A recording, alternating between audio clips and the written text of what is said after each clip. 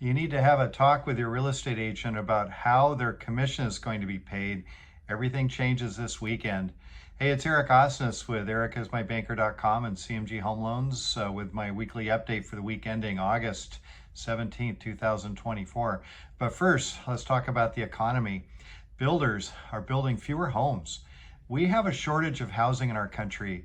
The number of new households forming exceeds the number of homes being built by about 4 million units.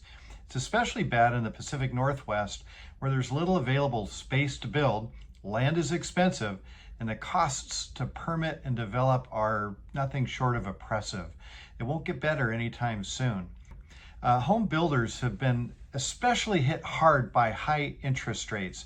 The spike in inflation caused a liquidity crisis for many regional banks, which were the traditional source for construction loans, and many stopped making them.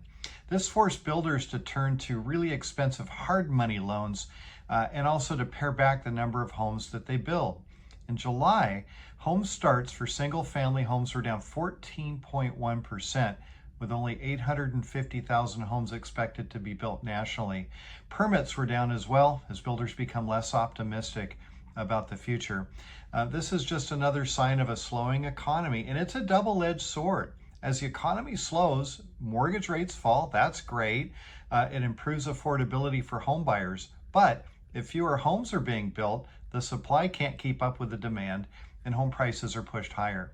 I probably sound like a broken record on this, but it is a smart move to buy now and start building your equity before that happens. Home prices are not likely to fall in the future. For the week, mortgage rates, though, held steady. Here are the national averages. Conventional 30-year fixed rate, 6.58%. That's down 0.05 from a week ago. 15-year fixed rate conventional, 6.15%. That's flat from last week. FHA and VA 30-year fixed rate, 6.12%, also down 0.05. And 30-year fixed rate jumbo, 6.74%, down 0.01%. And now this, real estate commissions change this weekend. Your real estate agent is about to have a serious conversation with you. You may have heard about the National Association of Realtors lawsuit, which significantly impacts how real estate commissions are paid and the transparency of that process. It goes into effect this weekend. Traditionally, the seller has always paid the commission for both sides of the transaction, the listing agent and the buyer's agent. It's been known as a cooperative brokerage, and it's worked well for decades. That all changed with the NAR settlement. Cooperative brokerage is no more. Now, your buyer's agent must negotiate with the listing agent to determine if a commission will be paid at all, and if so, how much. The seller is still allowed to pay the agent's commission for the buyer, but if they refuse, the buyer will have to pay it, potentially increasing the cash required to close the transaction. That's the conversation that's going to have to be had. There are several ways to help mitigate the impact of this from a financing side.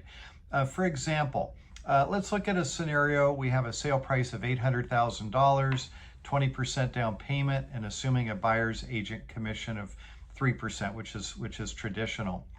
In the traditional structure, the seller would pay that commission. Your buyer is going to have assuming a rate of 6.5%, your buyer is going to have a payment of about $46.95, including taxes and insurance. Need about $169,000 cash to close. But if the seller won't pay the buyer's agent commission, that cash to close increases by $24,000. If that's too much for the buyer to bear, one option would be to finance the commission into the loan amount. Cash to close doesn't increase, so that's good, but the loan to value ratio will be above 80%, slightly less than a 20% down payment, so PMI would be added to the monthly payment. Payment goes up because the loan amount's higher and the cost of PMI. Another alternative would be to add the cost of the commission to the sales price and then have the seller pay it. The seller will still get their desired net for the sale, but the buyer saves cash, and then they also avoid the need of having to pay the PMI. This is important, and it's a significant change on how real estate is conducted. Be sure to ask your agent about it and reach out to me if I can help run any specific scenarios for your situation. You can call me 206-915-3742. You can email me, eric at ericismybanker.com, or look for me on social media. Just look for Eric is my banker, and be sure to subscribe to my YouTube channel for lots of weekly updates and more information like this. That's all I've got for now. I hope you have a great weekend. Talk to you next week.